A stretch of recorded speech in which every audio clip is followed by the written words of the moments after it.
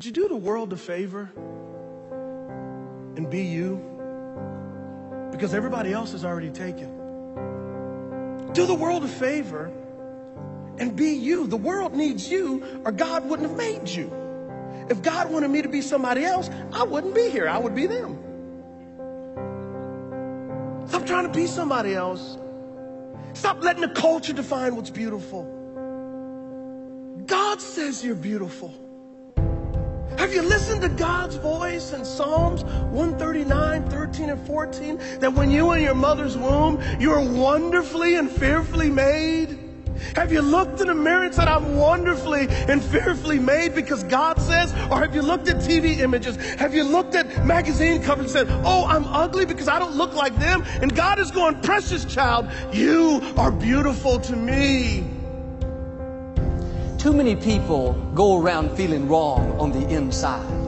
They don't really like who they are. They focus on their faults, weaknesses. They're constantly critical toward themselves. That recording of everything they've done wrong is always playing in their mind. You're impatient. You blew your diet yesterday. You lost your temper. You're still struggling with that addiction. You should be ashamed of yourself. They wonder why they're not happy. It's because they have this war going on the inside. You're not supposed to go through life feeling wrong about yourself. Quit focusing on your faults. Quit overanalyzing your weaknesses. Quit beating yourself up because you're not where you thought you would be. Here's the key. You're not a finished product. God is still working on you. The scripture says God changes us from glory to glory. You have to learn to enjoy the glory that you're in right now. You may have some weaknesses. We all do. There may be some areas where you know you need to improve, but being down on yourself is not going to help you do better. Having that nagging feeling, telling you you don't measure up, God's not pleased with you, you'll never get it right, it's not going to help you move forward. You have to accept yourself right where you are, faults and all. God is the potter, we are the clay. He's the one making you and molding you. It may not be happening as fast as you would like, but you don't control the timetable. Will you trust Him in the process? Will you accept yourself in the glory that you're in right now? Don't go around being against yourself. You may have some things wrong with you, but can I tell you, you have a lot more right with you. You may have a long way to go, but if you look back, you'll see how far you've already come.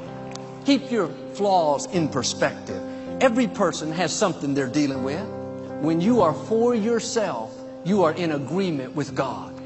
And some people have never once said, I like myself. I like my gifts.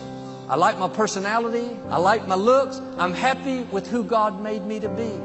If you don't like yourself in a healthy way, other people are not going to like you. You project what you believe on the inside.